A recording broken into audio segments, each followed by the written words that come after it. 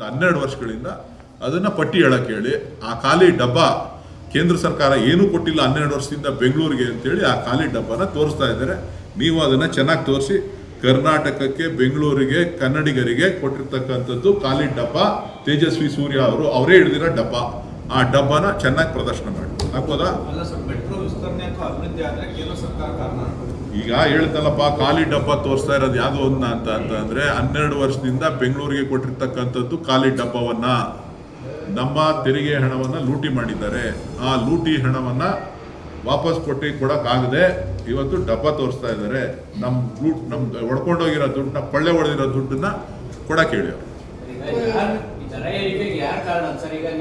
ಈಗ ತೇಜಸ್ವಿ ಸೂರ್ಯ ಹೇಳಿದ್ದನ್ನು ಪ್ರಸ್ತಾಪ ಮಾಡ್ತಾ ಇದ್ರೆ ಕೇಂದ್ರದ ಕಳೆದ ಬಾರಿ ಹೇಳಿದಾಗ ಸಿದ್ದರಾಮಯ್ಯ ಅವರೇ ಮೀಟಿಂಗ್ ಕರೆದು ದರ ಇಳಿಕೆ ಮಾಡಿದ್ರು.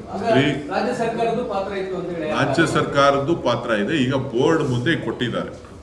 ಯಾವುದು ಮೆಟ್ರೋ ಬೋರ್ಡ್ ಏನಿದೆ, ಕೇಂದ್ರದಲ್ಲಿ ಬೋರ್ಡ್ ಏನಿದೆ, ಆ ಬೋರ್ಡಲ್ಲಿ ಇಟ್ಟಿದ್ದಾರೆ. ಟೆಕ್ನಿಕಲ್ ಅಡ್ವೈಸರಿ ಕಮಿಟಿ ಇದೆ. ಆ ಟೆಕ್ನಿಕಲ್ ಅಡ್ವೈಸರಿ ಕಮಿಟಿಯವರ ಅನುಮೋದನೆ ಮೇರೆಗೆ ಇದು ತೀರ್ಮಾನ ಮಾಡಿರುವಂಥದ್ದು.